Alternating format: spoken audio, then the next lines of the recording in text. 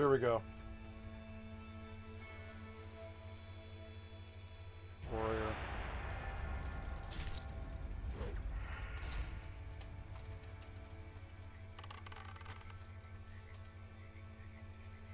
Where'd this guy go? Okay.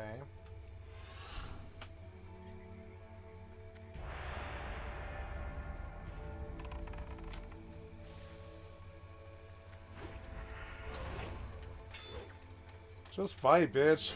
Whatever.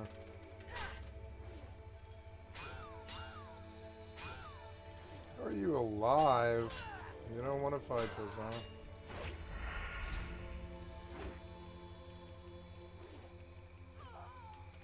Aye.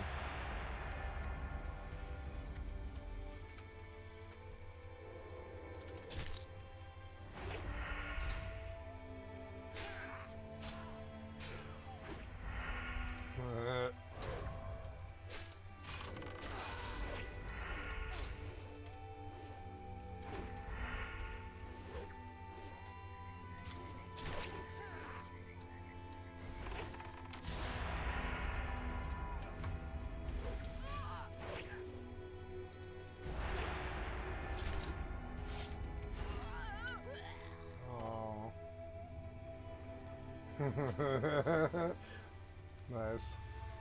Okay, my time here is done. I just wanted to, you know, bully some people, and I got some kills. Got me 14 kills.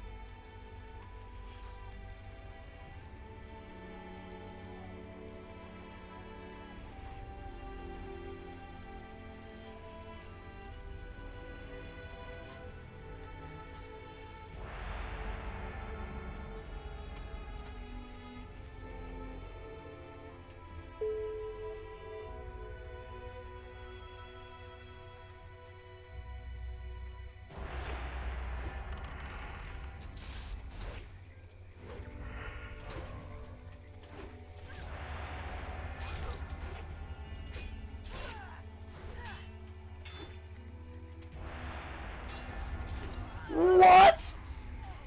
Well, at least I got him.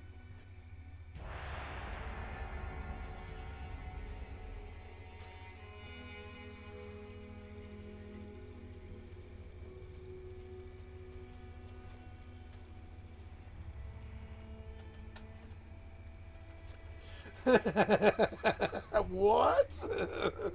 I was like, how did this happen? Oh, God.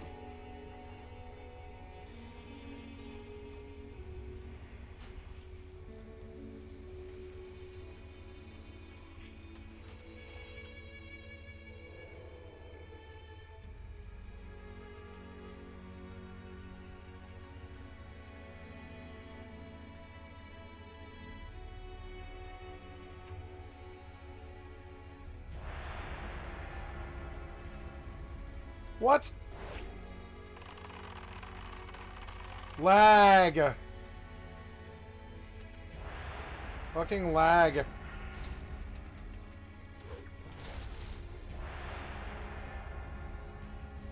Motherfucker, dude.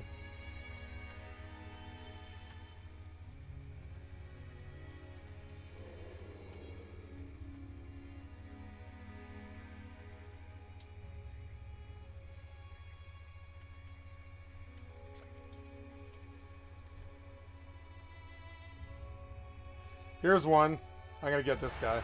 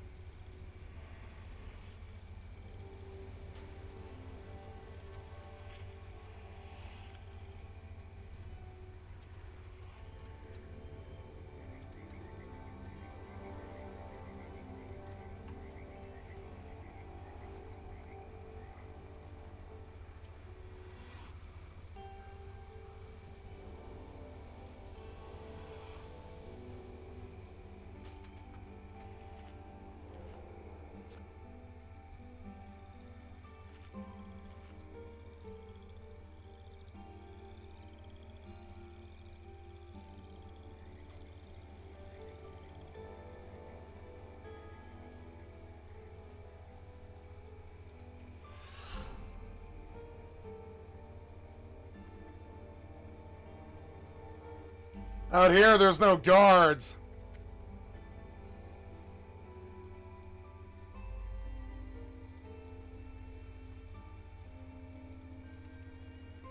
Damn it.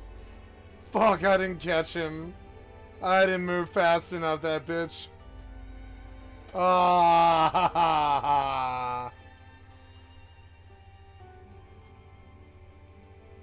Oh. Oh.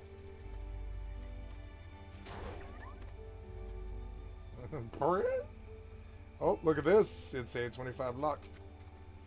I need stealth. Need stealth. Need stealth. Stealth.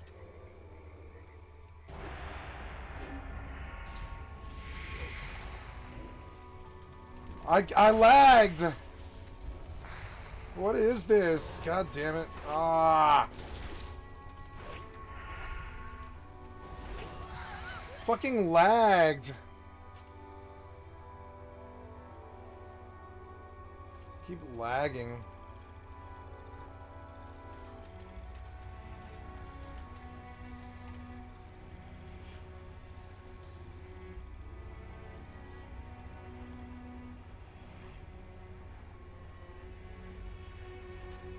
Two minutes. God damn it.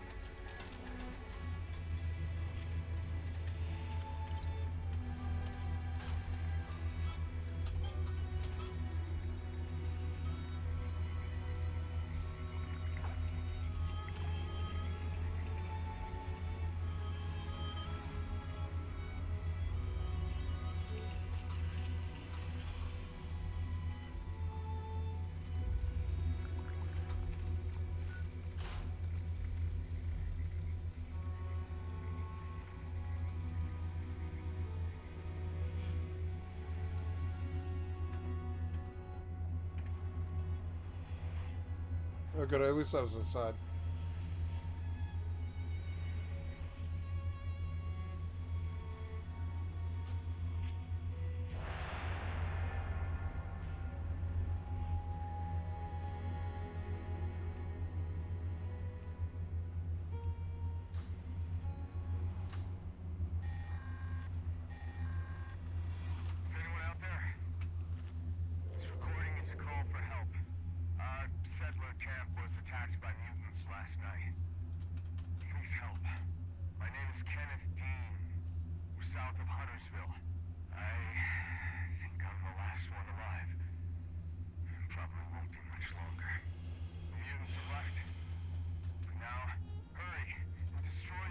Here's one.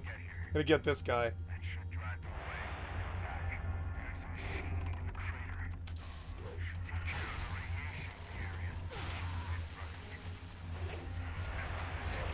Why is this priest here? What? Why is this a three-man suddenly? What?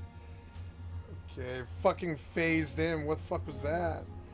Ah, damn it. Oh, now I got a long timer again. Oh, well. 2 minutes, damn it.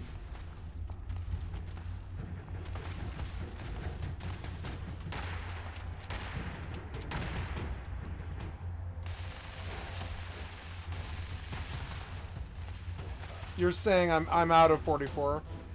Okay, that's insane.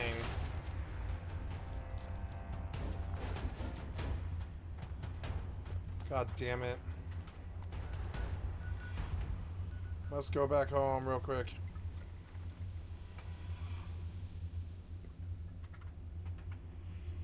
Stupid downtime. What was the video I saw? It was so good. Let's sort by length.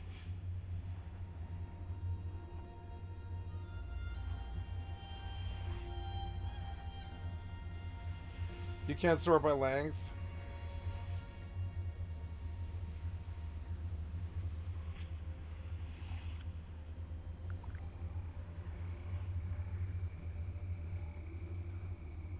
Oh, here we go, here we go. That house is at the center. This is what I've been looking for. I really gotta save this. On behalf of all the creators at the SoDcast, thank you for your patronage. Enjoy. Fallout lore prologue, setting the stage. After it was a sure thing that America could wipe out a city with just one bomb, the scientist turned to Father and said, "Science has now known sin." And you know what Father said? He said, "What is sin?" Kurt Vonnegut. The discovery of the atomic bomb in the 1940s has given humanity a question the Fallout series has strived to answer. If ever there would come a day when mankind possessed the capacity to destroy himself, what would come of us? Some predict that this is where our story will end. Yet what if it was only another bloody chapter of human history? You've experienced the Fallout series in your own way, but want to learn more about its story. Well, to get to the heart of the story, you have to go back to the beginning. Change comes to all nations. In the early 20th century, the great powers of the old world thought that their rule would never end. The Tsars of Russia met their downfall at the hands of a bloody revolution. Western Europe fought a great war against fascists who sought to build a Reich that would last 1,000 years. It crumbled in less than a decade. The Japanese believed their imperial rule was eternal, yet they were the first to have their pride seared away by atomic fire. The United States of America emerged as the world's great power by the 1950s. Vast nuclear arsenals ensured that open warfare was a thing of the past, and soon after, America entered a Cold War with their enemies. It was a long, uneasy peace, a perpetual status quo as though the world were freeze-dried and sealed in a vault for a century. Those wandering the wasteland today might find it hard to believe that only 200 years ago, the richest nation in the world existed here. No death claws, no Got him. surveillance, no rules. Oh, yeah. Most folk back then didn't have to fight for survival or scavenge supplies. Factories produced everything a person could want by the millions. Walking into a store with a stack of paper money, they could buy as much food, ammo, or clothing as they could carry. In fact, the biggest problem people faced was finding a place to keep it all.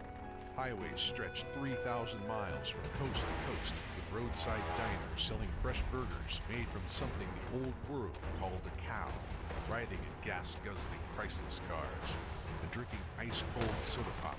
The Americans enjoyed their prosperity for generations, secure in their belief that their way of life would never alter, that they would never be forced to evolve. Change came slowly at first, and it was welcome. People weren't satisfied just having a house where fresh water came right out of a pipe in the wall. No, they wanted more. Always more. They wanted robots to do their work for them. They needed electronic computers. Oh, there we go. Vampire's Golf Club. Cool. Companies like Robco filled the demand for domestic robots so that citizens didn't have to lift a finger. A robotic Mr. Handy could walk the dog, do the laundry, and watch over the kids too, giving mom and dad free to spend an evening on the town, or to watch the latest show on the old Radiation King television set. If they got lost on the road, an American consumer could use the new personal information processors to see where they needed to go without ever needing to open a map. Of course, all these newfangled technological wonders needed power to run. Gasoline had been plentiful for over 100 years. It heard that started to run dry in the middle of the 21st century. More and more of the power came from atomic energy, and thanks to companies like General Atomics, there were atoms to spare for decades to come. Cities lit up, robots kept on humming, and computer monitors kept glowing. Some factories even started turning out atomic-powered cars with fuel cells that still have some juice in them today. So don't go using those rusted old Corvegas for target practice. Factories churned out toys for the kids, teddy bears, tricycles, and comic books by the ton. Dad could mix his rum with a bottle of Nuka-Cola, and Mom had new spring fashions every year. Shelves were filled with snack cakes, canned meats, and sugar-coated cereals. All of it pumped full of preservatives so that it would stay fresh forever. Mom wouldn't have to take so many trips to the grocery store. You see, when it came to consumption, the Americans were the best. Yet, even with the increased use of atomics, there wasn't enough energy for the billions of people across the world. Oil was more precious than ever, and the petroleum-rich countries of the Middle East sold their dwindling supplies at ever higher prices. Eventually, the wells ran dry in most of the world. The uranium mines were scraped clean. I put No my one wanted to give up stems their shiny away, new technology. apparently. Change had come, and with it, war.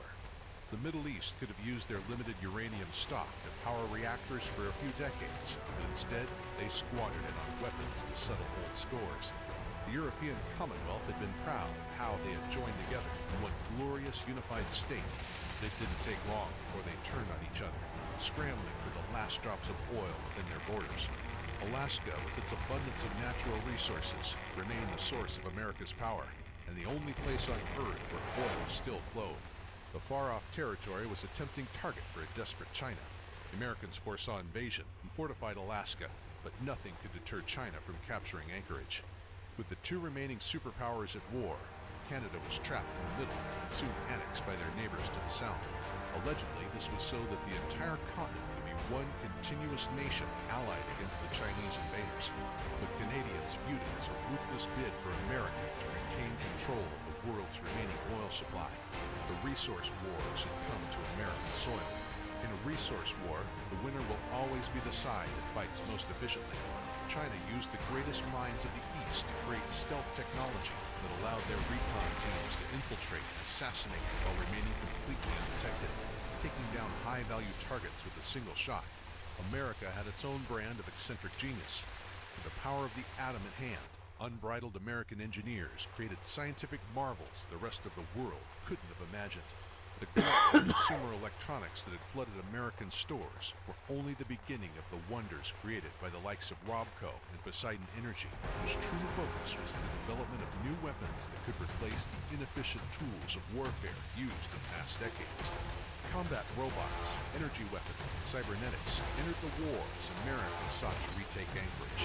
Battles were fought by daring men who fired nuclear warheads from shoulder-mounted crossbows. Cyberdogs with the brain of a loyal hound encased in an unyielding titanium body. Even robot butlers hovered across battlefields, armed with plasma guns and flamethrowers. There was even a plan to engineer a new breed of mutant super soldiers, but it was the creation of power armor that ensured American victory. Oh, all my Power gear is armor broken off. combined the mobility of an infantry soldier with the resilience of a tank, and the might be part of firepower it. of an entire squad. Fueled by microfusion cells, these elite troops could inflict crippling strikes on Chinese military assets using a fraction of the resources of conventional military units. Early models of power armor were devastating enough, but after a decade of refinement, the T-51B power armor represented the height of pre-war combat technology. With the aid of these perfected armored suits, America quickly liberated their territory from the Chinese.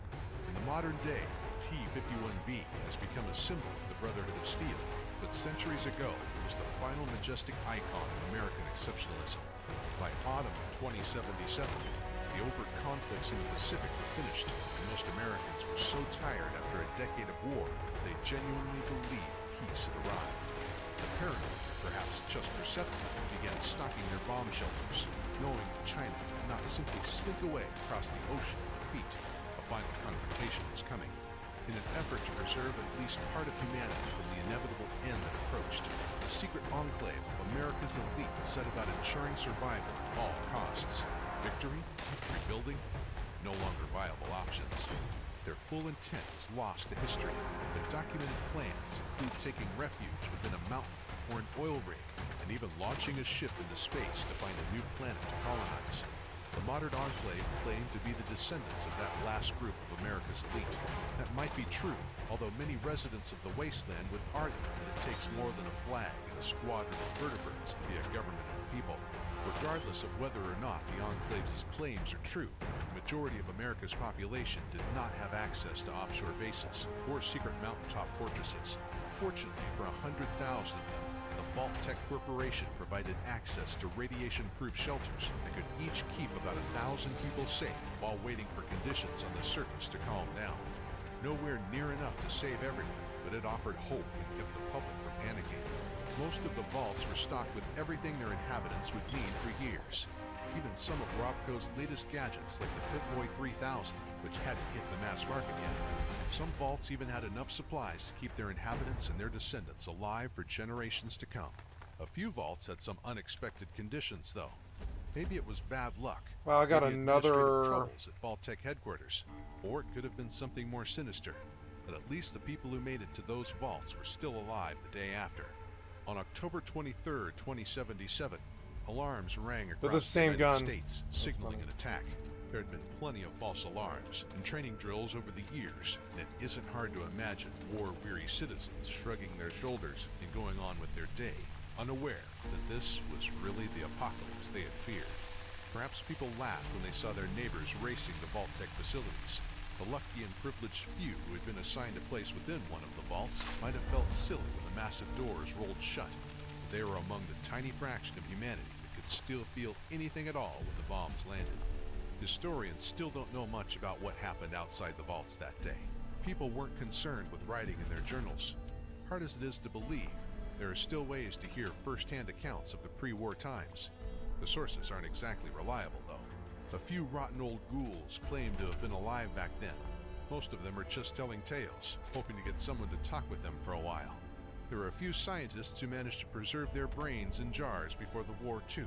Some of those old brains are still alive today.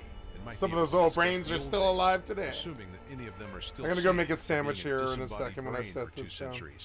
The right medical equipment has kept at least one person alive since before the war. Trouble is, a man with that kind of will to live isn't going to take chances by chatting with strangers. Knowing how people lived before the war can help the wasteland tremendously. Scavengers and research teams dig up all sorts of things that can't be identified. Any rusty old box could hold an ancient secret to providing clean water, or fresh food, or limitless electricity to the wasteland. At the very least, the modern world could learn from the mistakes of the past. The Americans never truly believed that their way of life could come to such an abrupt end.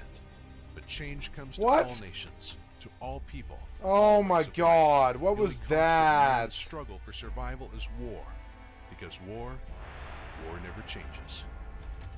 Fallout Lore, Chapter 1, The Vaults. When a frightened child fears that monsters are lurking in the shadows of their bedroom, they pull their fucking covers bruiser, hoping that a layer of cloth will protect them from whatever unseen threats stalk the night. On October 23rd, 2077, the nightmares became all too real when the Great War commenced. Blinding light ignited the sky, and people ducked and took cover as they had been taught, cowering under whatever they could, hoping that fucking if they kept bruiser their eyes closed and remained still, that the merciless flames would pass them by. They hid beneath desks at school, under cars on the street, and behind desks at work. Perhaps a few were in their beds when the flash appeared on the horizon, and perhaps they drew their blankets over their head like children, hoping that the searing pain was just a bad dream. The ballyhooed tactic of duck and cover proved ineffective against armies that no longer cared about winning. Mutually self-assured destruction was the goal, and the American and Chinese exceeded it in spades. Hundreds of millions of people lost their lives within minutes, and billions more died over the days to come as radioactive fallout settled over entire continents. The fallout muddied the oceans, clouded the sky, and sunk deep into the soil. Those who happened to be in the right place at the moment the bombs fell managed to survive. A well-timed spelunking vacation, a commute along the deepest subway tunnels, or the good fortune to live in a town in a place so remote that no one would ever think to bomb it. These lucky few formed the primitive tribal societies that struggled for survival in the years immediately following the war. Hidden from those tribal bands were another group of survivors, those who had been selected for Project Safe House. 100,000 people fortunate enough to have been offered shelter inside impregnable survival shelters called vaults, created by the Vault-Tec Corporation. The first vaults opened again a few years after the war, and their inhabitants slowly spread throughout the wasteland. By now, tales of the vaults have spread from coast to coast, although not many people alive today have actually been inside one. At the height of pre-war civilization, the government and a few powerful corporations knew that an apocalypse was brewing, so they used their finest technology to create vast subterranean bunkers that could withstand a nuclear blast, a meteor impact, global flooding, or other likely disasters. The general public wasn't entirely convinced that their end was nigh. Otherwise, there would have been a greater demand for vaults. When the war started, there were only about 100 of them, scattered across America, and many held less than 1,000 people they were intended to hold. Those who were smart enough or lucky enough just gonna sell all these one legendaries, I think, were protected from the devastation by airtight steel doors, thick walls of concrete, and over 200 feet of soil. The fine engineers at Vault-Tec designed their bunkers to run independently for 10 years and even more. Geothermal power, hydroponic farms for growing food, and a water purification system so efficient Vault residents could fool themselves into thinking they weren't drinking their own urine. The designers made the vaults as homey as possible by despite Sentu the Bleak steel-clad Dunmer walls. 1712. The cafeterias were designed to look a little like roadside diners, and Vault dwellers could close their eyes and imagine that they were eating a plate of Blamco mac and cheese and sipping a glass Sunset sarsaparilla out at Dot's Diner. Shiny new medical robots tended to those who suffered from mundane illnesses and injuries, while on the surface world, billions died from radiation sickness, burns, starvation, and violence. Housing wasn't as spacious as on the surface, but there was plenty of room for several hundred people, and the vaults that held a few thousand or more could work out fair ways to share their bunks for a while. Each vault was run by a leader called the Overseer, who ran the underground community from a command center deep inside the complex. The Overseers were usually selected for their exceptional leadership skills, and the vaults had a security team to keep the peace, using top-of-the-line pre-war weaponry. The vaults were comfortable enough, but after 10 years the radiation had gone down in most parts of the country, and the vault dwellers expected to head back up into the sunlight and begin rebuilding their flawed societies. Vault-Tec had prepared them for anything that might await on the surface. The vaults had all the research material that they would need to rebuild America, including the entire Library of Congress on holodisk, plus 101 recipes on how to cook rats. Those who have walked the wasteland know that the world isn't a kind place. Sometimes people think of the pre-war days as a golden age, a time when people were better to each other, but there wouldn't have been an apocalypse if that were true. No, people were cruel and callous to each other even back then, and the folks who ran Vault-Tec were no exception. We've all heard of Vault City, a paradise built by the people who emerged from Vault 8 using a pre-war device called the Garden of Eden Creation Kit. They represent what the world could have been like if only Project Safe House had been on the up and up. Unfortunately, Vault-Tec had some ulterior motives, and vaults like Vault 8 were rare. The poor fools who weathered the fallout in Vault-Tec's nuclear shelters were the control groups in horrible experiments. Keep people nice and safe for 10 years, then open up and build a new Garden of Eden? That happened a few times out of 100 vaults. Most vaults were designed to deliberately malfunction as part of an experiment to see just how far the human mind could be pushed before it snapped. Unbeknownst to the Vault dwellers, Vault-Tec and some elite factions of the government had their own shelters far away from the public vaults. These elite wanted to learn how to rebuild society by observing the inhabitants of the defective vaults. Some of the vaults were designed so that their inhabitants would be trapped in isolation for generations. Think 10 years long in a vault is a rough trip. I'm a highway robber. Or 200. Oh, here's another one. There could even be people still sealed inside hidden vaults. Come on, come over here. Other vaults had experiments that only a lunatic could conceive. 1,000 men with only one woman. 1,000 women with just one man. Or even one man trapped all alone in his own vault with nothing but a crate of puppets for company. One vault even seemed like it was designed as a personal playground for a sadistic Vault-Tec employee who just wanted some poor souls to suffer forever in a virtual reality where he was a god in a world of his own making. A few vaults were designed so that the inhabitants would almost certainly kill each other. Cram in twice as many people as the vaults were designed to hold and see how long it takes before someone kills his bunkmate just to get an even 8 hours of sleep for once. Or how about removing all of the television tapes, but overstocking the armory just to see how long it takes before good-hearted and gentle people find a way to amuse themselves. You might be wondering if the Vault dwellers ever figured out what was happening to them. Did any of them learn that their lives meant nothing to Vault-Tec, that they had become no more than lab rats in a mad experiment? Maybe the inhabitants thought that their problems were accidental supply errors, or maybe they realized what had happened and cursed Vault-Tec with their dying breaths. In a few vaults, the manipulations of Vault-Tec were kept a secret by the Overseer, and the inhabitants endured their fate cheerfully, awaiting the day the doors would open and set them free. Who knows if these experiments turned up any useful information for the sons of whores who devised them. But all the suffering wasn't for nothing. Many vaults did open, even if later than expected. Oh, Some I of was the too people late. who It's emerged okay, he's went at on to do 25. great things for the wasteland. Heroes came from the vaults and put an end to the mysterious master of the super mutant army.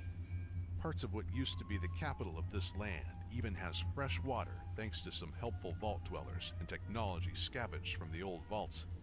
Looters hoping to uncover riches and pre-war supplies should be wary of the vaults, though. Project Safehouse has brought some troubles to the wasteland, too.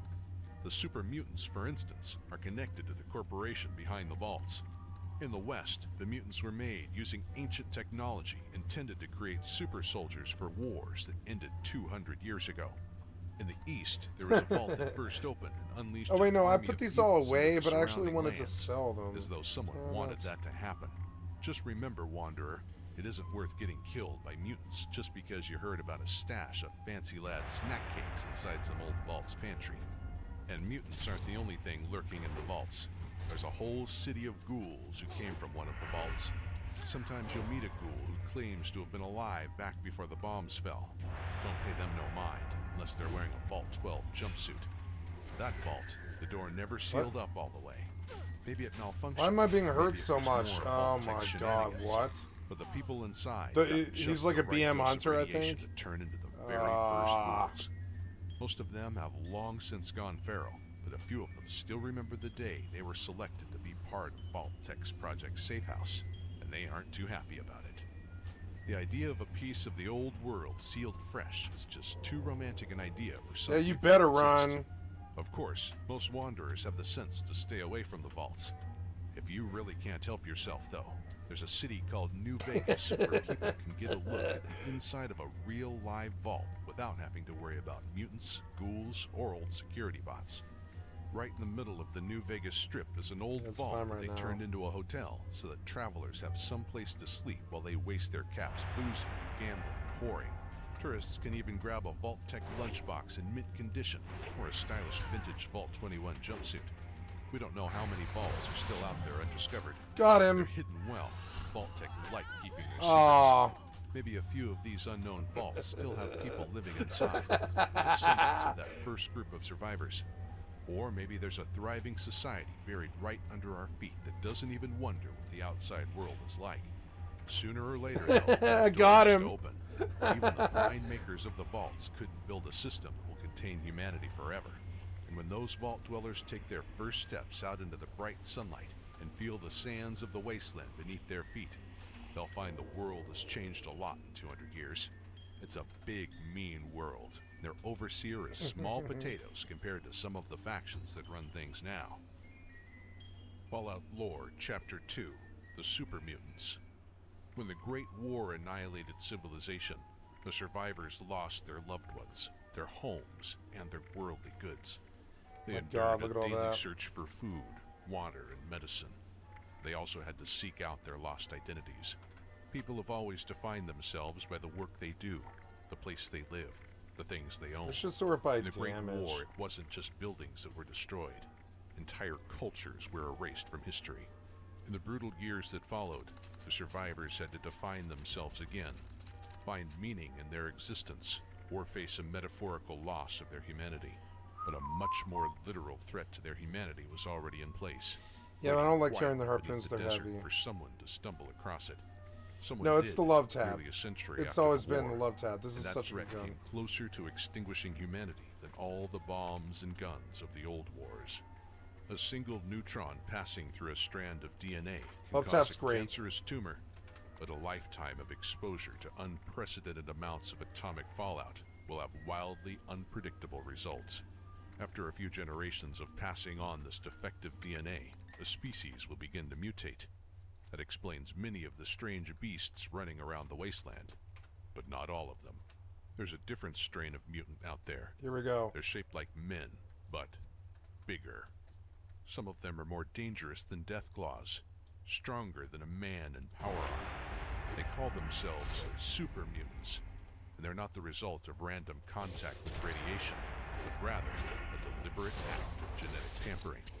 Holotapes unearthed in pre-war military installations show that the United States government started out with Why good was there a intentions. hunter here? Rival God damn nations it. had attacked America with biological So weapons, annoying. resulting in a new plague, so America's leaders created their own defensive virus.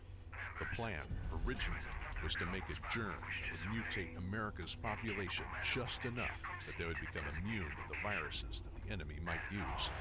In a sense, this forced evolutionary virus worked, but the effects were much more drastic than anticipated.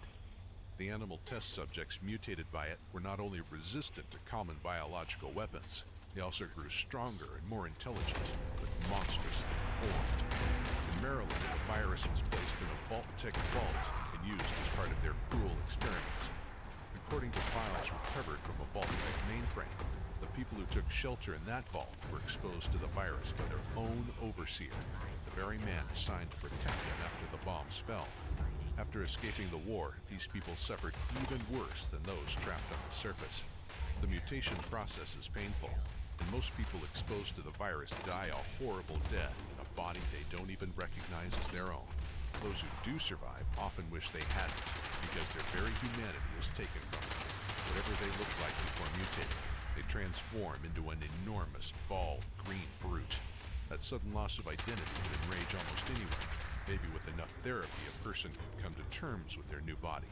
But most of the poor creatures suffered from another side effect: reduced cognitive capability. Despite the virus's potential to increase I have the wrong intelligence, spec, some god damn it. most of the super mutants on the East Coast were just plain stupid. In fact, many of their brains were too small to perform even basic autonomic functions like breathing. For those that survived, there were some positive trade-offs. Their strength increased tremendously, as did their size. Even the small ones are nearly 10 feet tall. In the capital wasteland, getting the wrong these specs, beasts so continue annoying. growing throughout their existence. Wanderers have reported fighting super mutants that are 15 feet tall, and foolhardy adventurers have pumped hundreds of bullets from assault rifles into mutant overlords without bringing them down. Scouts from the Brotherhood of Steel. You're even lucky claim you to got a have fought duo, super bitch. mutants that are 20 feet tall and can survive a direct hit from a mini-nuke. The only factor that keeps them in Here's check one. is that they are infertile and cannot This one will be reproduce. mine. At least not the way that they did when they were still human. The first mutants created in that horrid vault might not have been as intelligent as the humans who created them, but they had strength and righteous fury on their side.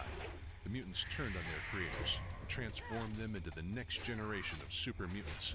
And in time, the vault was nothing but mutants, alone, There it is. undying, and just intelligent enough to know that they had been betrayed by humanity. Forcibly stripped of their humanity, robbed of their ability Highway to reason, gank. and transformed into massive brutes. They were an angry horde trapped inside a Stupid vault. dot, hurry up. Rage and boredom are an unstable mixture, and eventually that vault burst.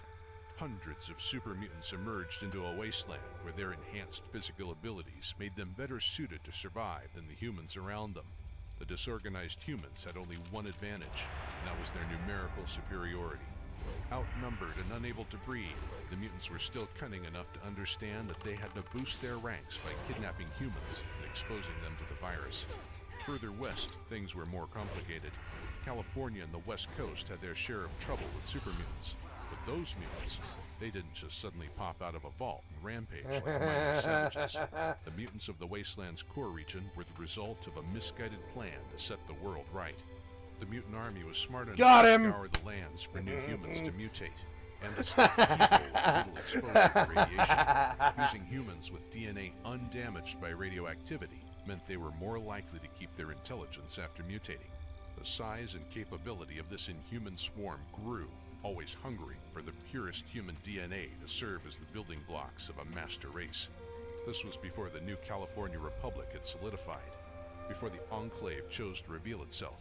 Back when the Brotherhood of Steel kept their technology closely guarded, there was nothing to stand against an army with such organization, such single-mindedness, such unity. Who they had been before no longer mattered.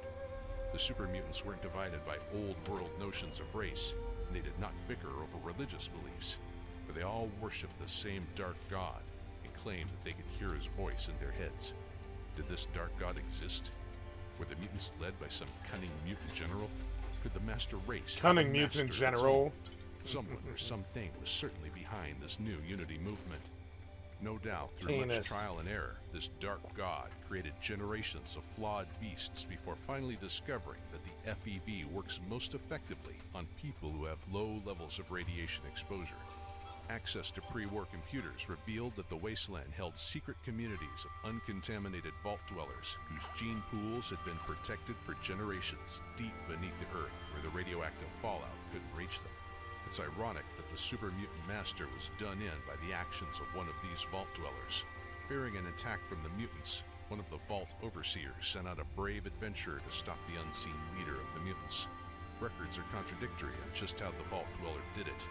Was it with brute force, trickery, or maybe the vault dweller uncovered some pivotal flaw in the master's plan? Maybe the unified super mutant utopia was doomed to failure all along, and the genetic engineer was hoist with his own petard. Regardless of how Hoist it happened, with his own their petard. master gone, the mutant army scattered. The former elite guard of the mutant army have taken the fall Oh yeah, of look their how nice master and the tight hardest that is. and have become an unpredictable menace.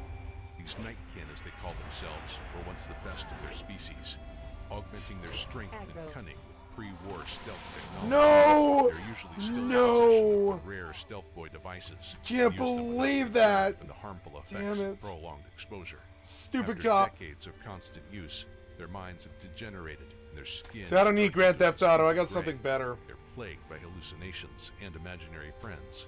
Often their jabbering is the only sign that one is nearby.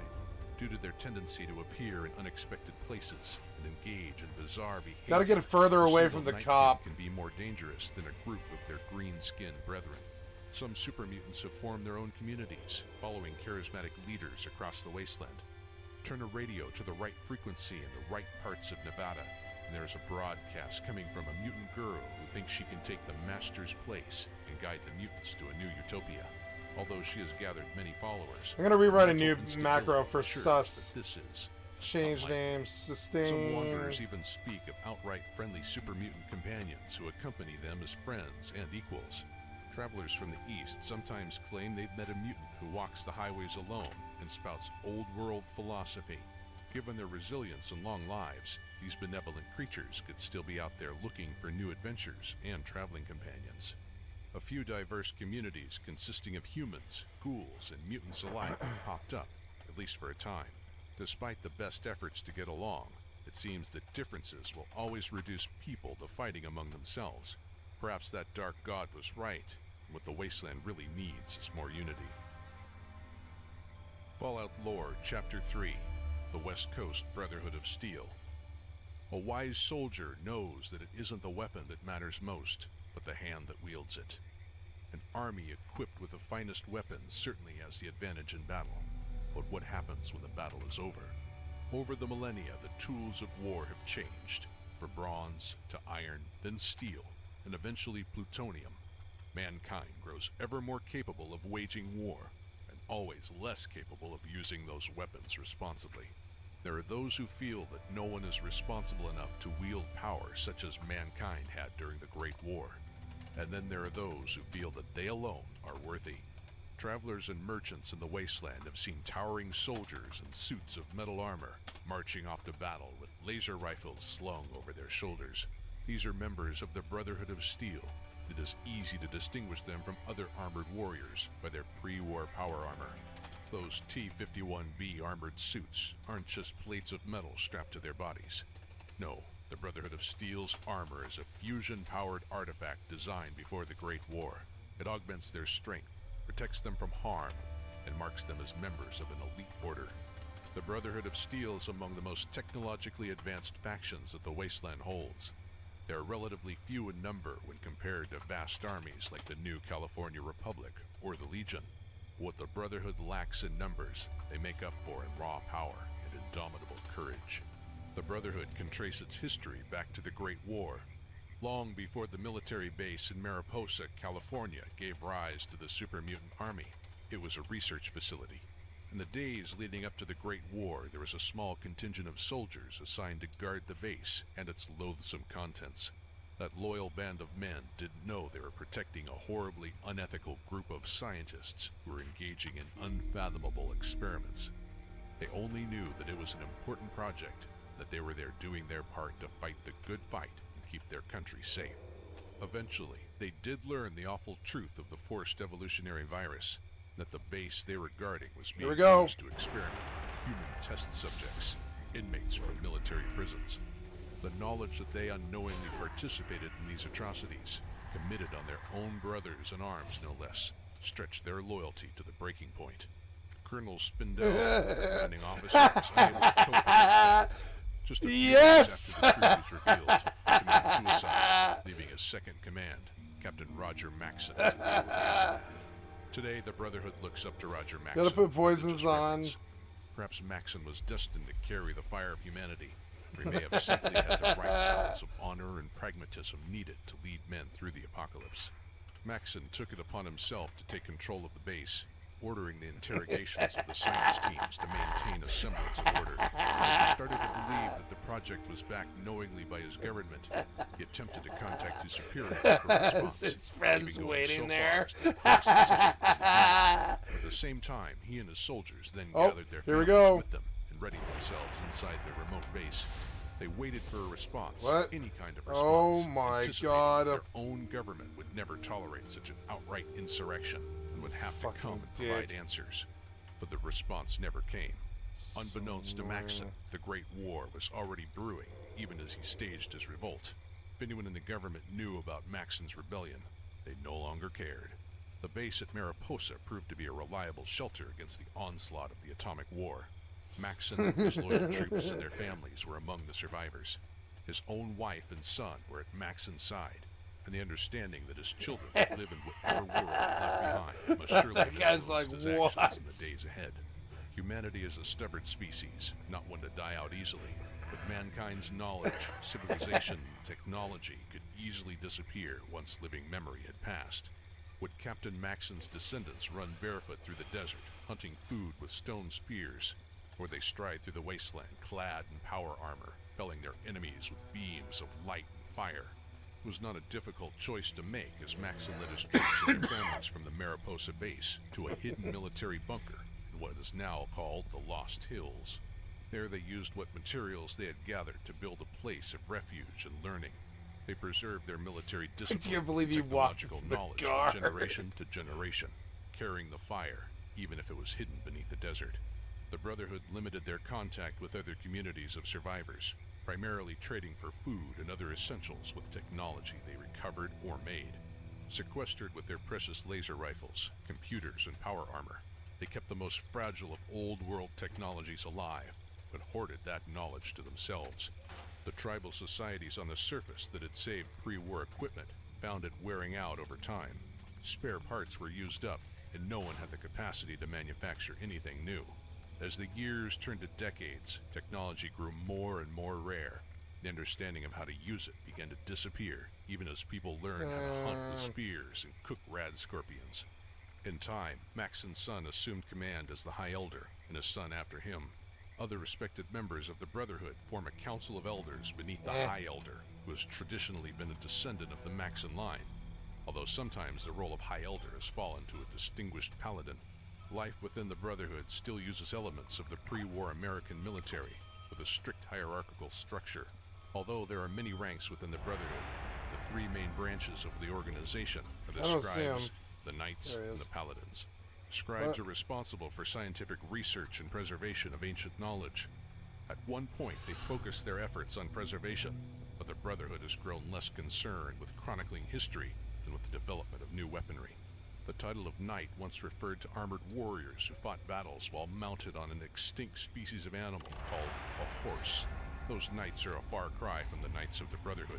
The Attack Brotherhood him! knight Go. is responsible for building, repairing, and maintaining the weapons designed by the scribes. Why am I losing Should the knight this? distinguish themselves, they can eventually become a paladin. Hey, wait, The you're majority you're of the not Brotherhood you aren't personnel using any seem abilities. outsiders or paladins. The macro, These are bro. youth soldiers God who damn swath it. through the raiders, mutants, and tribal barbarians that stand between the Brotherhood and the technology they desire. While the Brotherhood is eager to fight any bandits or raiders that they come across, they're reluctant to assist the residents of the wasteland in any significant manner.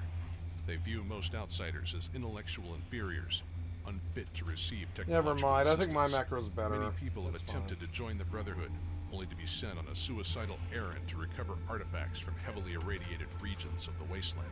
Their arrogance has nearly been their undoing on several Yeah, it's still occasions. good. When the It's super just mutant menace superior. appeared, Brotherhood scribes were the Lost first that to 'cause I determine wrote the they wrong were a new macro. form of mutant, and a clear threat. Damn it. Yet, it was not a Brotherhood paladin that defeated the mutants. It was a mere wanderer, accompanied by a mongrel dog. Much later, the Brotherhood's view that they alone should be allowed to control the Wasteland's technology led them to wage a brutal war against the powerful new California Republic. Despite their technological advantage, the Brotherhood lost the war. Nowhere was this defeat more severe than in the Mojave Wasteland. Garrisoned at a pre-war solar power station, the Elder of the Mojave chapter attempted to unlock its dark secrets. How is this right? Now, I spawned really far away. The NCR forced a confrontation. For some reason. Outnumbered 10 to 1, the Brotherhood was forced to retreat after losing half the chapter and the disappearance of their elder. The defeat at Helios was a crippling blow for the Brotherhood. After that, the Mojave chapter of the Brotherhood left the NCR alone and retreated back to their old base in Hidden Valley. There they can tend to their computers and ray guns as much as they like. They still send the occasional paladin up to the surface to procure crucial supplies. This walk Recent years have proven to be a challenging time for the Brotherhood. Sometimes individuals will leave the Brotherhood for extended periods, often to procure rare resources, but occasionally just so the Brotherhood can discreetly get rid of rebellious youth. Wanderers who prove themselves worthy just might find themselves with a Brotherhood member as a traveling companion for a while. They can demonstrate that their cause is of value to the Brotherhood. And, well, maybe a few travelers will warm themselves by a campfire and let an old scribe tell his tales of the wild wasteland to anyone who will listen. Fallout Lore, Chapter 4, East Coast Brotherhood of Steel. The wasteland stretches from one horizon to the other, and very few people can say that they have walked at all. If a traveler sets out from the boneyard on the west coast and walks towards the rising sun in the east, it would take months before they reach the other ocean. It used to take a lot less time. Some of the old flight records at airfields say that people would fly back and forth across the entire country in an afternoon. Why does he have Not 3 many of those people? flying vehicles made it Seems through the so Great Wall weird. Attack, and the people who use them aren't likely to take on passengers. The roads used to be smoother. People built a steel bridge over every little river that got in their way. Even when folks didn't have the time to fly from one city to the next, they could still communicate over great distances. At the time of the Great War, this was done through wireless satellite transmissions. But even 400 years ago, Something else shot me. all the way across Why was there the another country hunter with a here, network son of of a wires bitch? that were strung up on poles that lined Oh, the and highways it's and still a railroad long run tracks. again. Some of those poles are still standing today. The wires don't go anywhere anymore. So today, if you want to know what's happening on the other side of the horizon, there's only On the one other way to side of the find out. horizon. Go see for yourself. Go see for The yourself. typical settler just wants to survive the day. That isn't a concern. Lots of people go their whole lives without traveling more than a few days' walk from the village where they were born. But for organizations like the Brotherhood of Steel, long-distance travel and communication are on the front burner. The Brotherhood of Steel has taken it upon themselves to preserve the technology of the old world.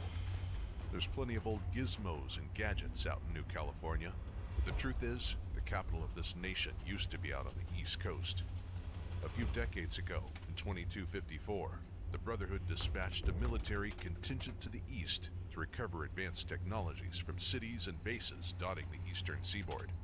A promising paladin named Owen Lyons was chosen to lead a force that would learn what had become of Washington and the surrounding area. After months on the road, the first reports from Lyons weren't promising. They passed through a hellhole that was appropriately named the Pit. This pit of human misery fared worse than most after the Great War. Pittsburgh is what they used to call it back then. Lyons led a scourge of the city, killing any who fought back. Something was recovered that day, but only the Elder knows what it was. When the Brotherhood left the desolate city behind, the caravan carried 20 unmutated children saved by the troops. This was the first of many unconventional moves from Paladin Lyons. He not only rescued those children, but he defied tradition and made them initiates in the Brotherhood.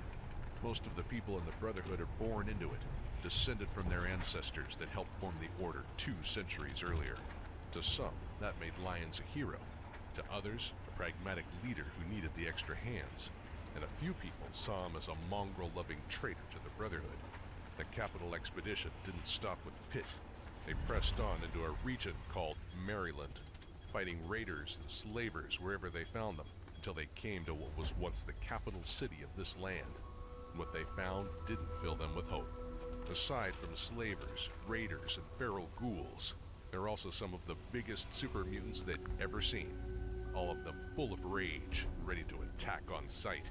This was nearly 100 years after the Master's super mutant army had been scattered, and Washington had the worst infestation of them Lyons and his soldiers had seen. The disorganized band of humans were no match for the mutants. Out east, people live in pathetic little villages built in the ruins of highway on-ramps, the basements of pre-war monuments, and even some crazy folks who built a town out of the husk of a bomber plane, complete with a nuclear bomb right in the middle of town. There was no organization that could stand against the mutants. The Brotherhood fought their way into the center of Washington, hoping that some remnants of the old world government might be there. But the whole town was mutants through and through, dug in right in front of museums that housed priceless artifacts from the old days. Mutants walking the halls of the old Capitol building, where great men and women once wrote the laws that defined their civilization. And the biggest letdown of all was a funny little building with 5 sides. Used to be the headquarters of America's military, back when the military was all that mattered. Lyons found the building had been hit pretty hard. Just 5 crumbling walls around a courtyard. That's when the Brotherhood's luck turned. Those folks that built this Pentagon built parts of it to last. And deep inside the roots of that building, the Brotherhood found a treasure trove of pre-war intel, equipment, weapons, and best of all, a giant killer robot. His name was Liberty Prime. He was built to instill fear in the hearts of America's enemies 200 years ago. Liberty Prime could crush a soldier in power armor. He could throw nuclear bombs like footballs, and his eyes fired beams of electric death. All the while, he spouted propaganda to terrify his communist foes and inspire his allies. He was the best toy any Brotherhood scribe could ask for. You got Liberty Prime lucky. never got to fight the commies he hated so much.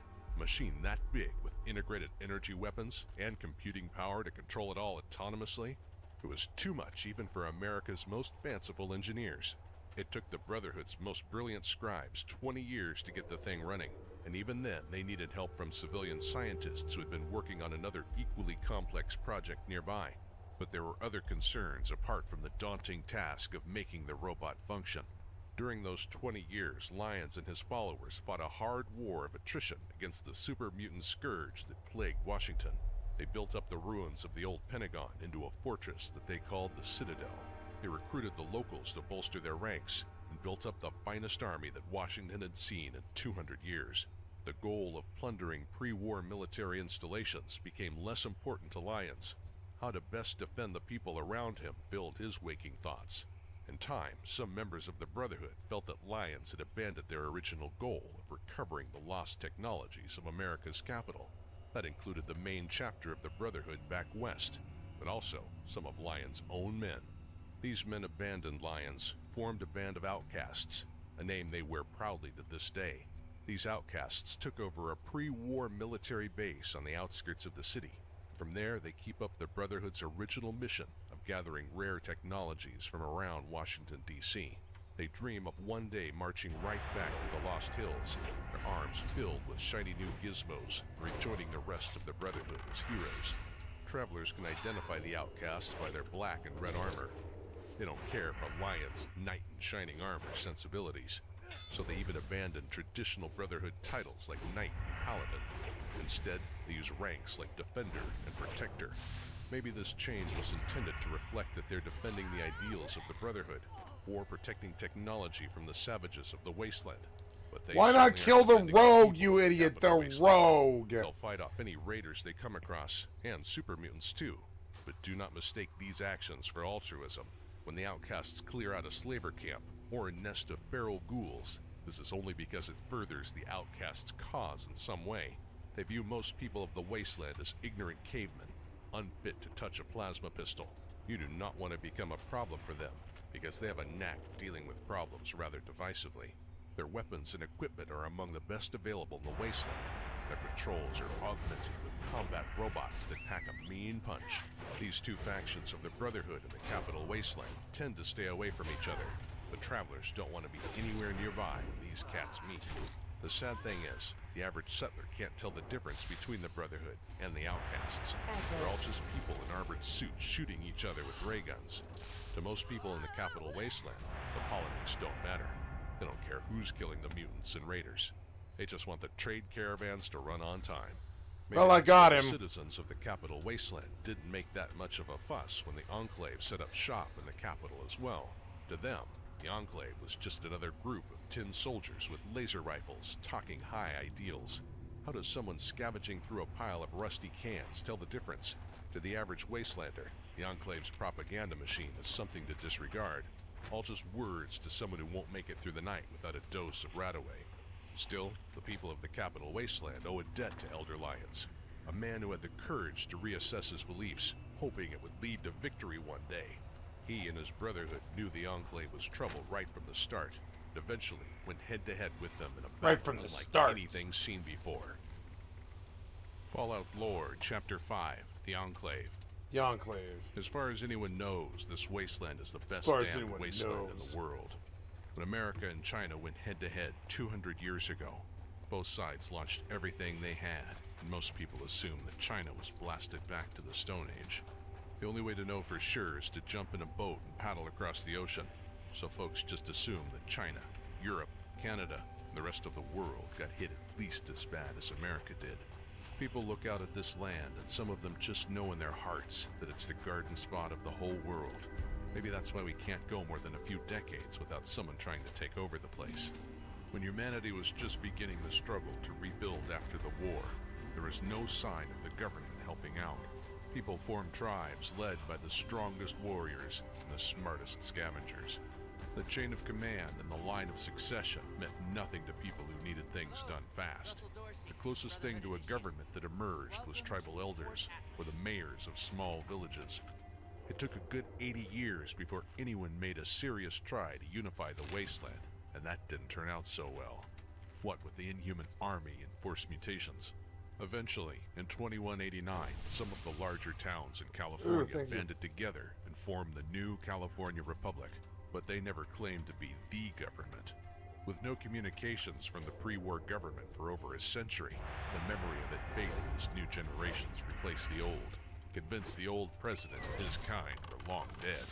That'd be the bee's knees, but the wasteland ain't so lucky.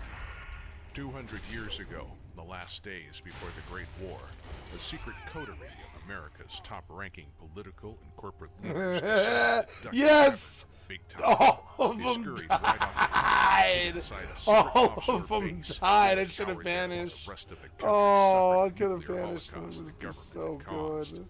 There they stayed, safe and hidden for decades. And the Damn group it, we know I today got- as I'm the on cooldown. Enclave is the result of 10 generations of breeding between politicians, military brass, and corporate executives. Direct descendants of the people who caused the apocalypse? Not many people would make up a story like that, so it's probably safe to take them at their word about their ancestors. Regardless of who their great-grandparents were, the Enclave certainly has access to an abundance of pre-war tech and weapons.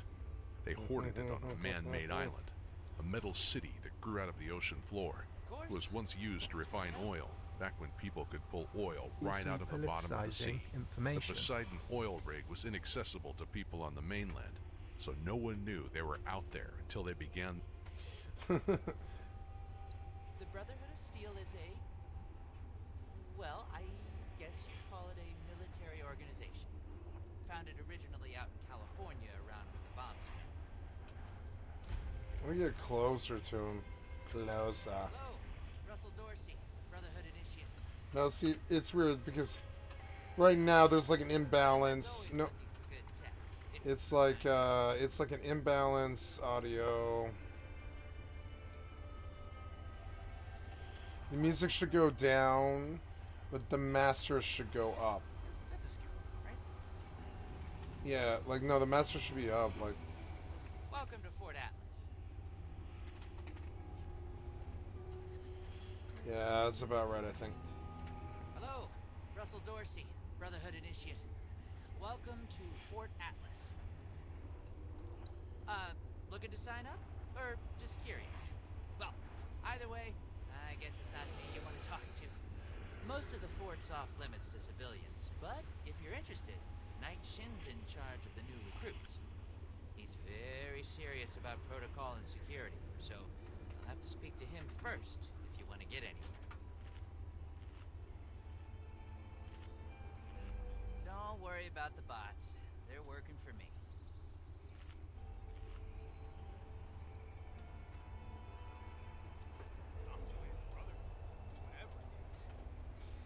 The bush is so good. I'm using it.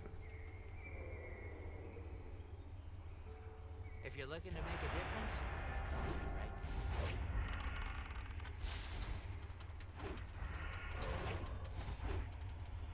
place. This other church is farming him as well.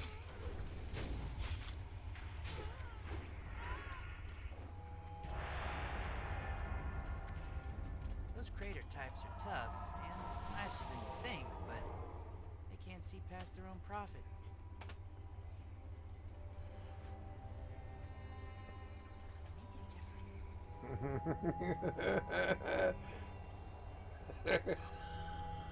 Just jump out of the bush, bitch.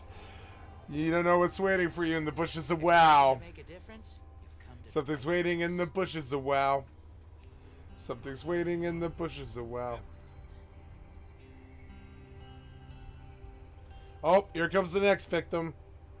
This brother Here we go. they have my vote.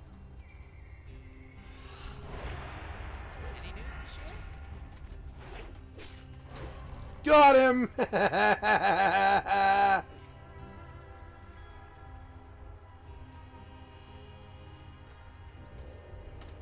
Yeah! Banged him right good! Brotherhood's always looking for good tech, if you find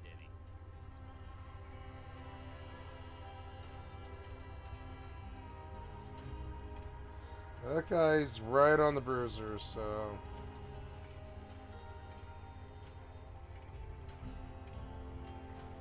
Don't worry about the bots.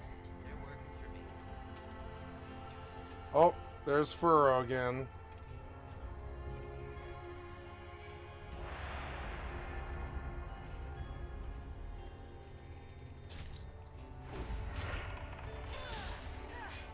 Those crater types are tough and nicer than you think, but they can't see past their own profit. Damn it.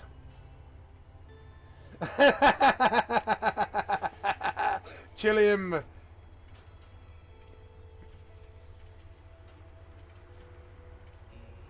Welcome to Fort Atlas. I started a war! Oh, we lost it. Damn it.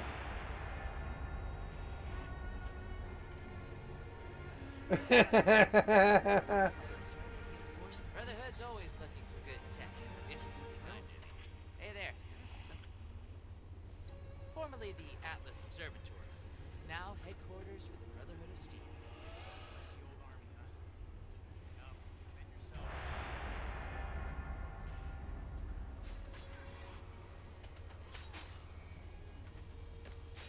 Get him, boys! Yes!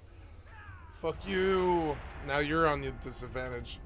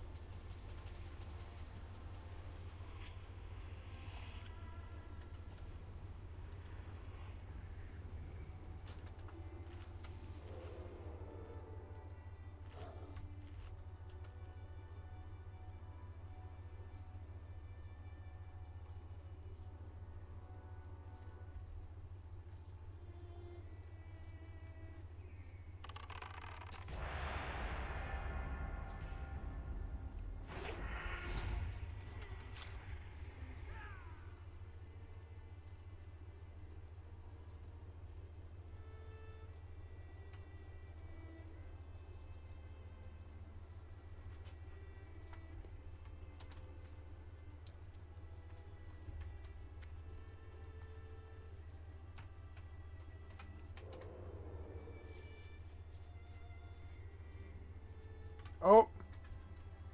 Go!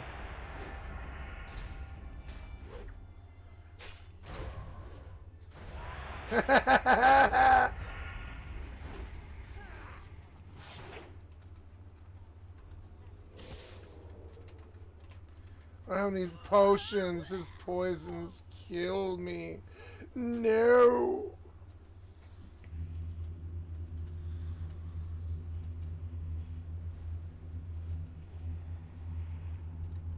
I don't need potions. It's so annoying. I started like a gang war. It's hilarious. But it always gets sussed out when I'm dead. It's so annoying. Get him, boys. Get him. Get him.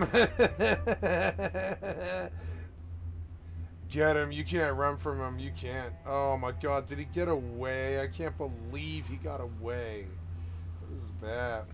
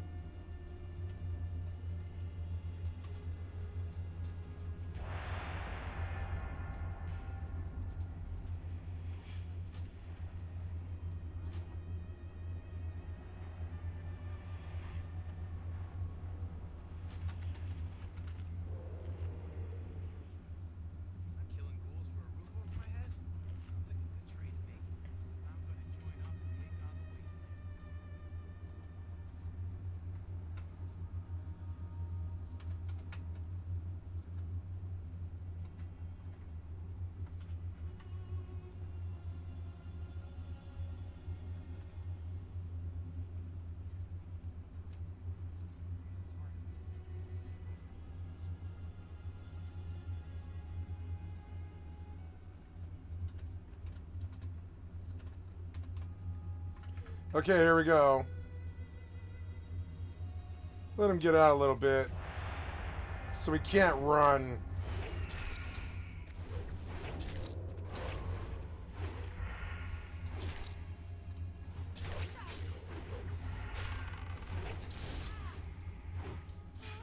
Gonna get him, maybe got him! Yeah! Woo! I ate him alive! Sorry, brother. Oh, what? No. No, no, no. Oh, what? Oh. It's his right to do that.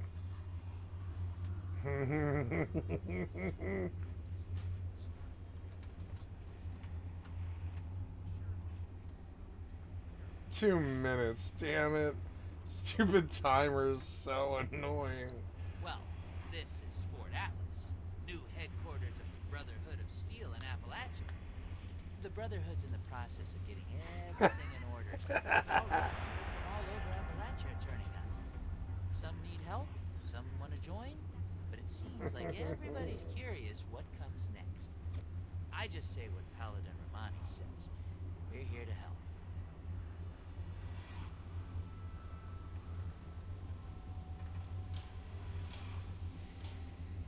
Me? Oh, I'm just a guy who wanted to be a part of something special. A place to do something that really mattered.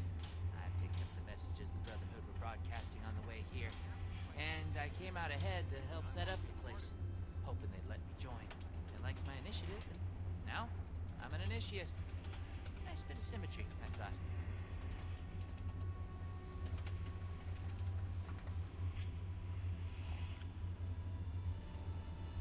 I'm gonna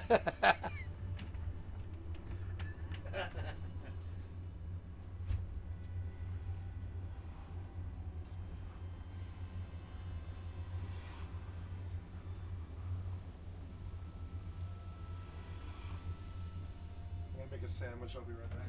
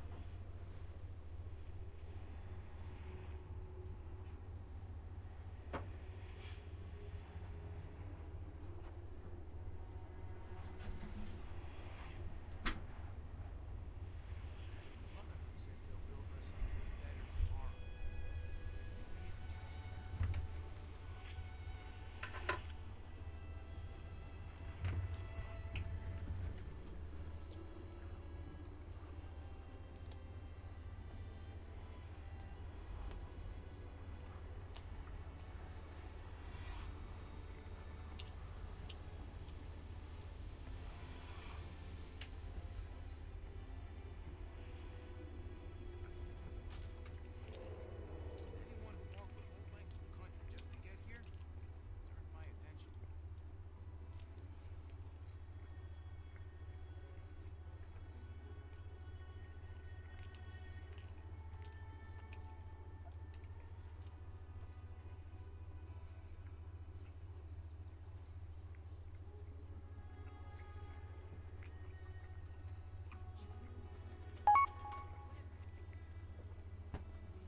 Just cheddar and pepperoni.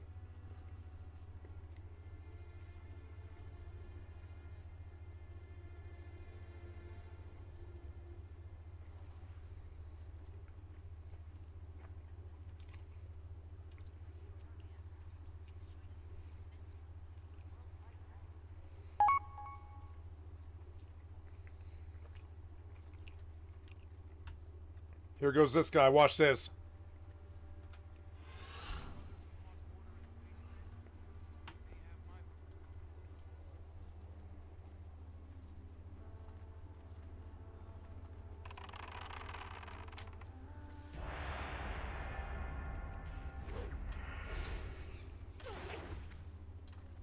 Aggro. What?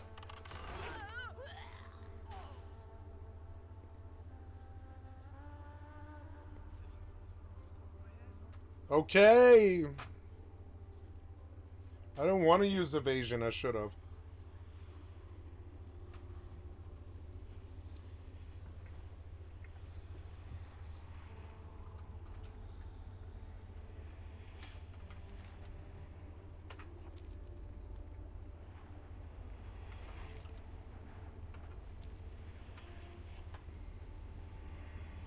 Well, as long as you don't cause any trouble.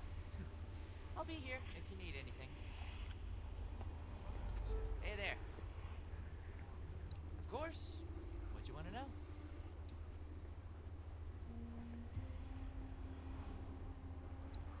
avocado mayo and I know raisin, that sounds like some recruiting raisin nonsense, keto but bread, really, it is. raisin Letting me gluten-free feel like keto I'm bread. part of something meaningful.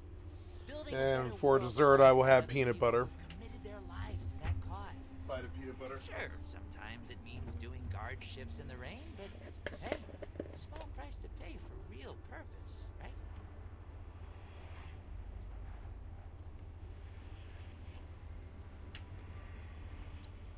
Pretty sure that's strategic information I'm not supposed to just give out to anybody that asks. What do you need? Well, as long as you don't cause any trouble. I'll be here if you need anything. Those crater types are tough and nicer than you think, but they can't see past their own profit.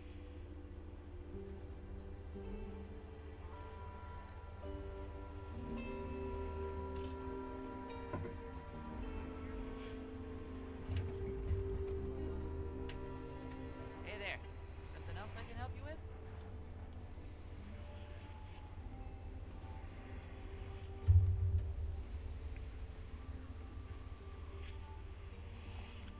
Well, as long as you don't cause any trouble. Those old army ranks are meaningless. Brotherhood, new.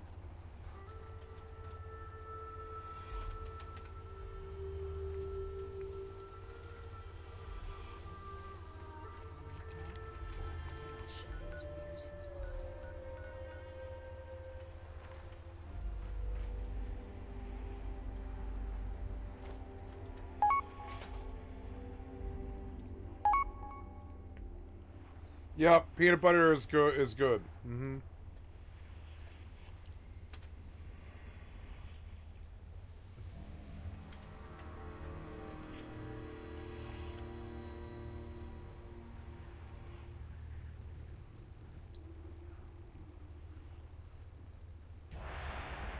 Undying Zorro.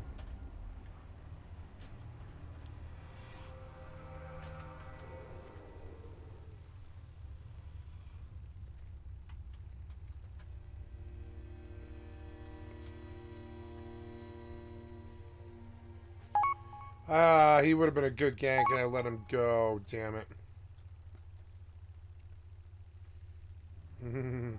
Yep. Very astute. Yep. Peanut butter is pretty good for you. Yep. Mm.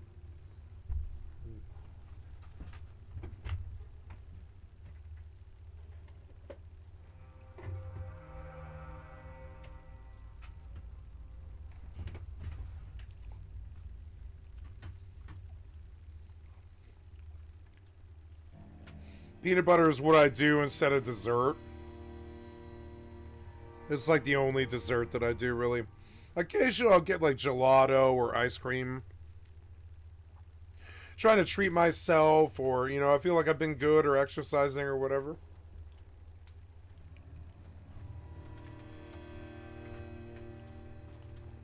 I have real duties to attend to.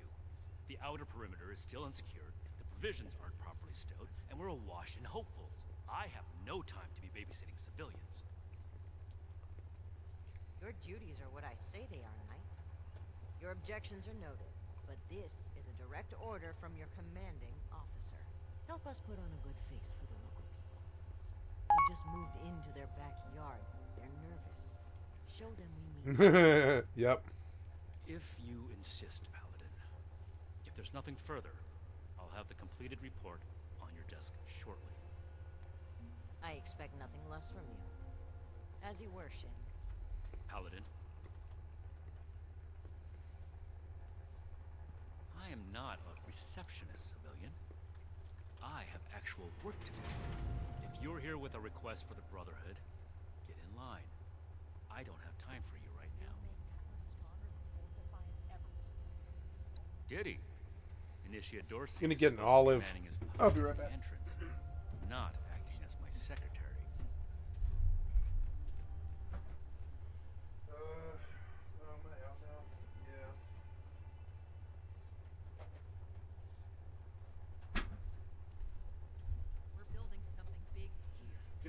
rest of this pepperoni because it's getting too old. I don't want to get sick.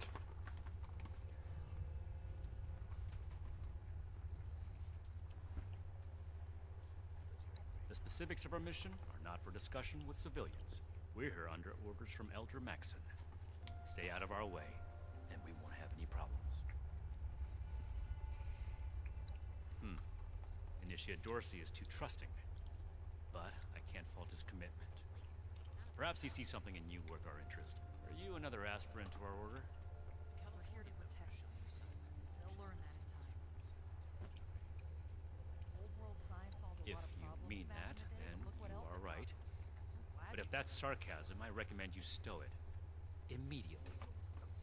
Normally, I'd stick you with the other hopefuls until we decide whether you're worthy. But if you're serious about joining us, you've got good timing. There's something you could do for me that would help the Order and demonstrate your qualities as a candidate. Grow up. We've had a number of civilians show up here at Fort Atlas, asking for one thing or another from the Brotherhood. People are afraid, or want something, or are looking to involve us in local squabbles. Civilian outreach is not my specialty. There's too much left to do to secure this facility. If you're really interested in helping, save my time. Interview the petitioners, find out what they want, and report back to me.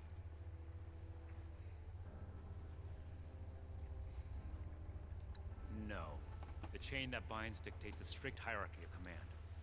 And, as the only knight present, the initiates are directly under me. Unless I say so, your contact with the Brotherhood stops here. We're gonna be invincible. Do this right. Don't make me regret giving you the opportunity. Conduct yourself properly, and we can consider putting you forward as an initiate candidate.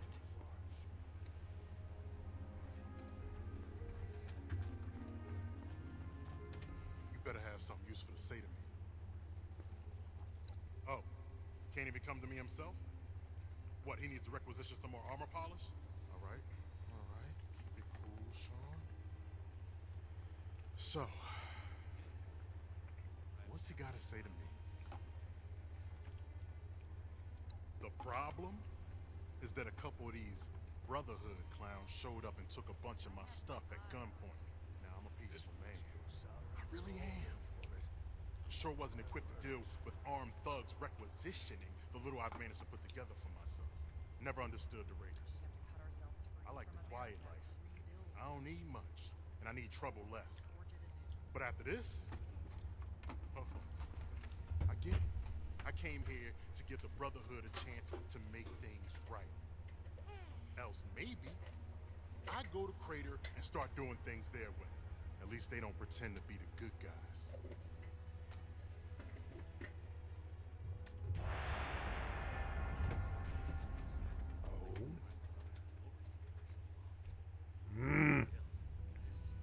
I get to go out with my work. Here we go.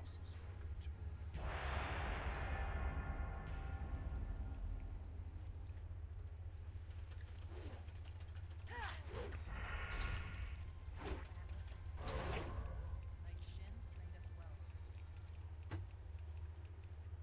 Each day in service of the Brotherhood is a step.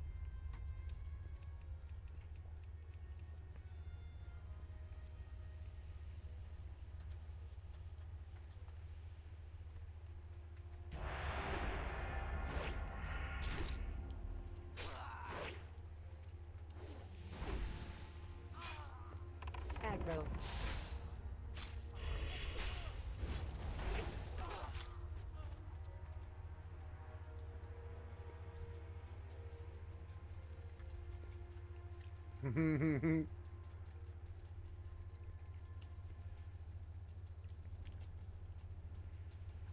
So much to teach us. I don't sleep.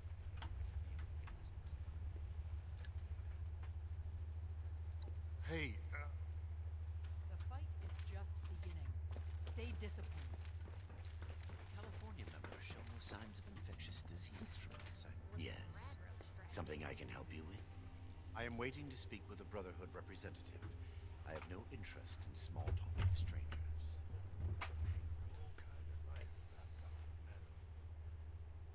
The severe gentleman in the power armor, yes? Dr. Edgar Blackburn at your service. Something I can do for And you. what did Knight Shin want to know? You looking at something? I had heard that the Brotherhood possessed advanced technology. As a doctor and a scientist, this was of great interest. My research is always in need of equipment and materials rather difficult to obtain by scavenging and bartering. I came to see if an arrangement could be made, but from what I can see of their operations, they are as yet still in too much disarray. Given the state of my fellow supplicants, I would hypothesize that their needs likely outweigh my own.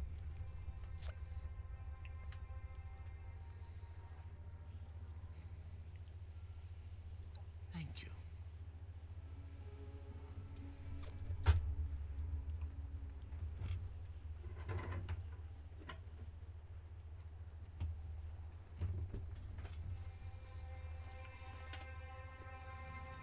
Hey. Yeah, you. Who do I need to talk to around here?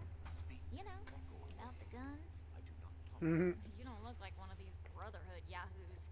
Name's Tally Lane. What's your deal?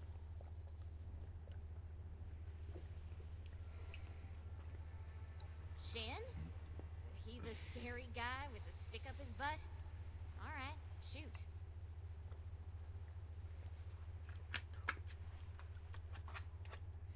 Oh, I'm just a poor country girl, you know?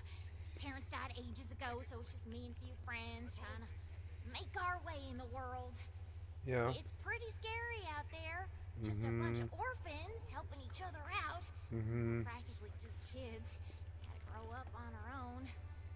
We'd sure feel a lot safer with some of those high-tech guns these Brotherhood have to scare off all the maniacs out there. I imagine the Brotherhood will inject a collection of blood samples from its members. Yeah, that's right. Big shiny guns. Now all the talk in the area is about these Brotherhood folks with their high-tech toys, and I thought, Tally, you gotta get some of that. For self-defense, of course. Just so me and some of my poor, innocent friends can protect ourselves from all the nasty folks out there. The efficiency. Hey, I get it. Lacking. Hey, here comes trouble. I hope.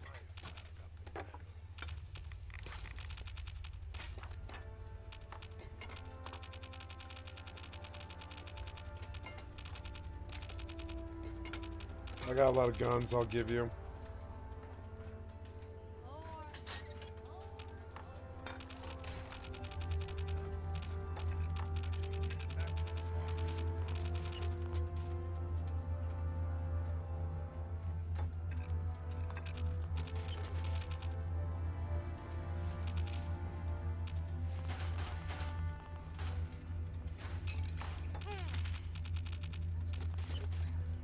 Did you wish to see? You looking at something?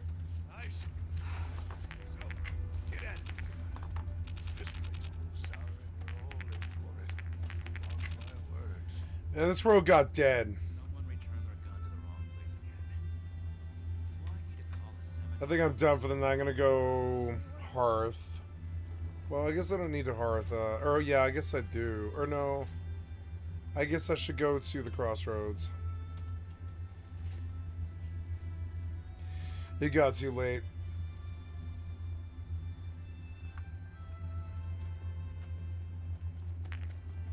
Military. Well, now look at you. You with these steel brother fellas? I've been waiting a good spell to talk to them. Well, it's about time. I'd like to die of old age waiting on it. Name's Art Knapp. So, what's this night fella sent you for?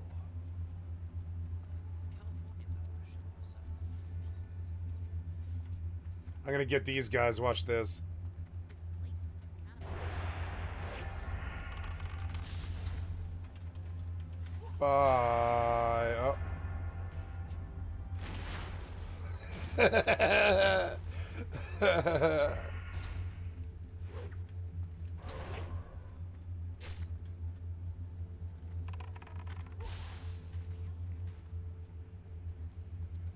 want it.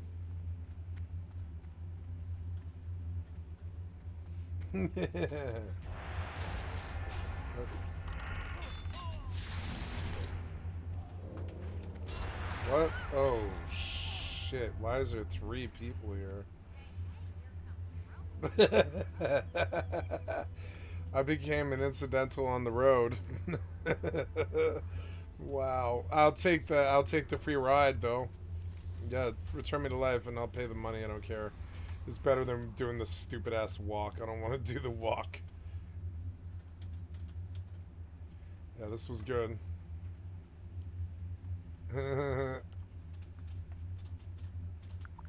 Got a lot of kills tonight. 29, not bad. And each time you or a group you are part of does damage to an enemy player. If in PvP that is subsequently killed, you gain an honorable kill. You only get an honorable kill if the target's difficulty is green or better. The target will give you the experience. Only enemy players give honorable kills. 29 kills today. Fucking very fun. The stream is winding down here. Shift is ending. About 10 minutes here. I'm gonna park my WoW character and go to bed for the night. Yeah, thank you. Yeah, I got some good kills today. Yeah, I died a lot, but I mean, yeah, it's it'll be good. I hope to get a title.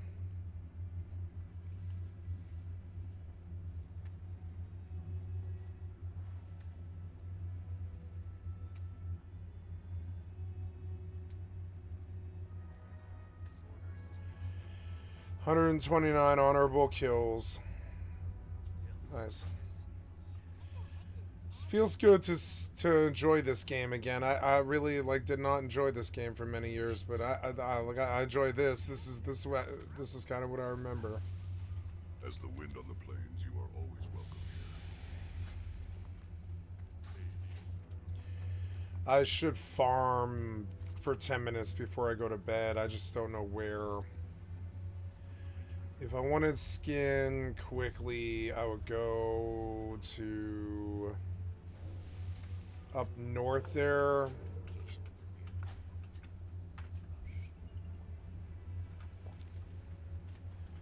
The hell was that? Somebody drinking? A fair trade's what I want. I've heard stories about these steel types back in the day. They was going around 8-minute battle res. Never mind, I'm just gonna log. Fuck it.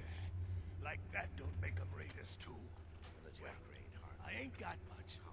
I already got to worry about raiders. So, I reckon it's better to make a deal up front. My farm don't produce much, but I got some extra. I expect they'll have a use for it. In return, I want these steel boys and girls to keep raiders away from my farm. There's a lot of noise they was on our side. So, seems fair.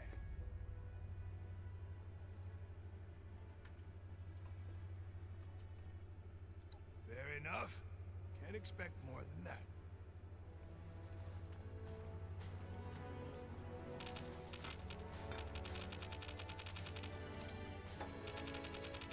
Music in here is different. And it's good too.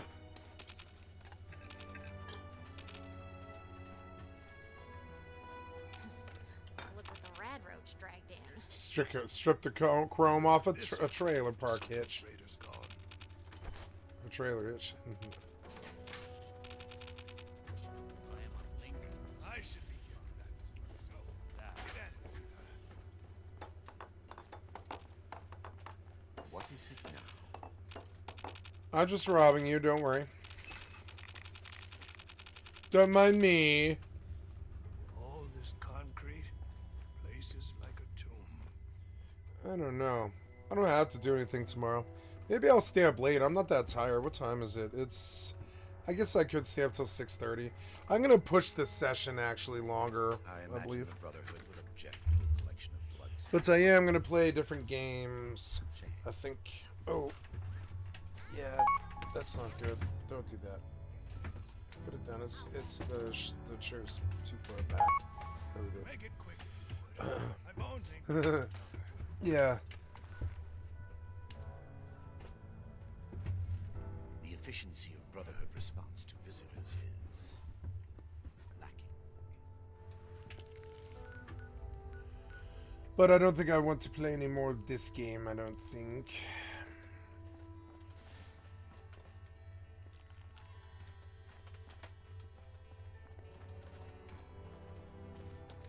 Speak or go away. I do not tolerate eavesdroppers. Have you finished the test? Good. I have the list for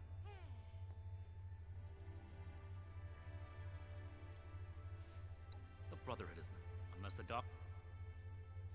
That show. That here. Next report. We are not.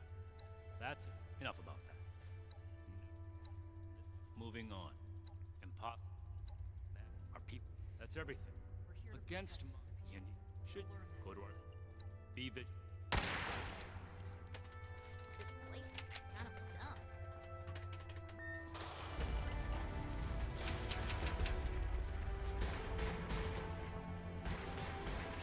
Raiders, who's boss? I am busy, civilian. Wow. This is my place. My mission. I think this is much better than Starfield. It actually feels like it means something in this game. Starfield has sucked, but this means something to me. Something I can help you with? It's also intricately designed, like more beautiful than normal.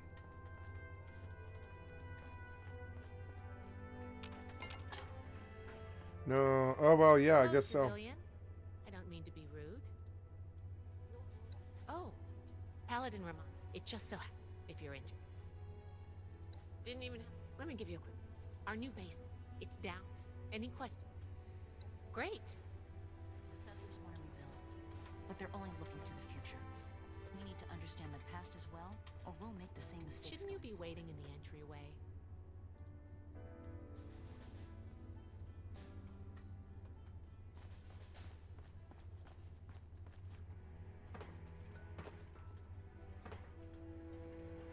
I guess I will just main this game for a couple more hours. I've been thinking that I wanted to start, I bought Elder Scrolls Oblivion. It would be, or there's another game that I wouldn't mind starting. But I like this because it's an MMO.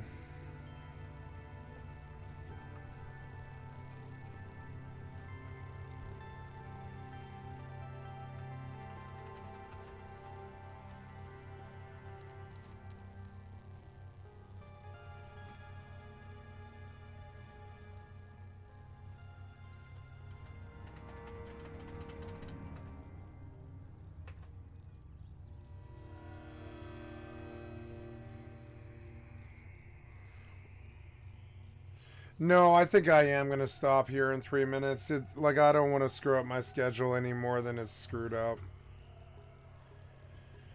And I am tired. I'm not going to resist it. It's unfortunate. Excuse me. I was a lot less tired last night. You are neutral. I want to kill you. Yeah. I mean, I'm going to... Well, I mean, I've got another few minutes. I'm not going to stop just yet. I missed what you said.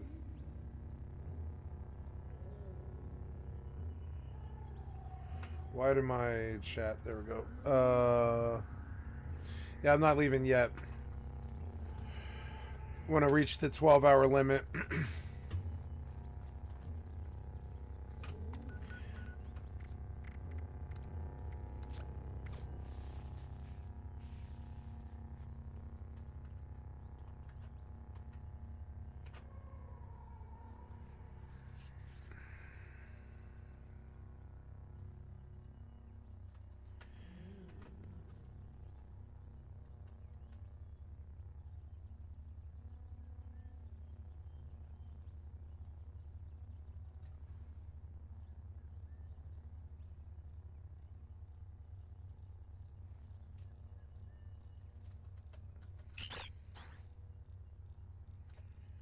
Bird versus ape.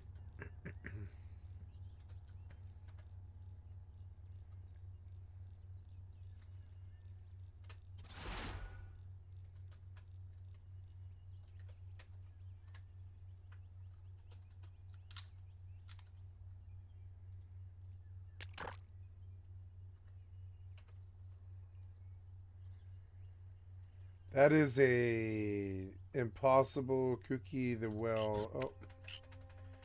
I don't want beef with the apes. That's a nasty NM. There's a tough ape. This fighting like a Equimax. He's tough too.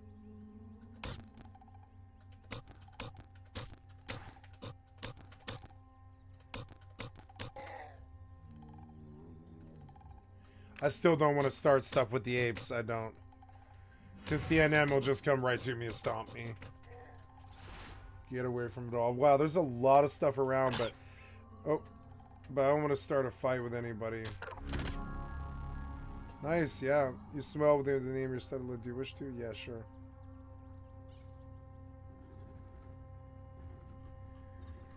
Rest of the lenient glass.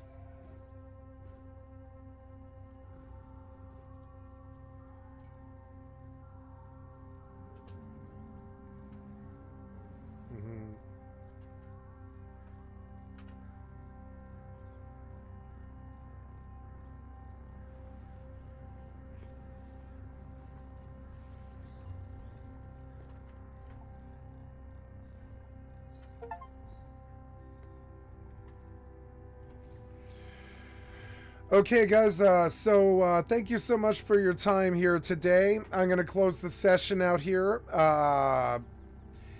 You've been watching skycat.live, and thank you so much for spending time with me today. And come to skycat.live and click on the cast space to donate if you've been watching me on YouTube. If you like what you saw here today, this session will be posted to YouTube tonight. It will be available here tomorrow. And it has been 11 hours and 59 minutes and 10 seconds. I'm going to stop it here, usually around the 12-hour limit. I want to thank you, number 2, for being there with me. And thank you, for supporting me and everybody else here. And thank you so much for your time. Love you guys. Peace.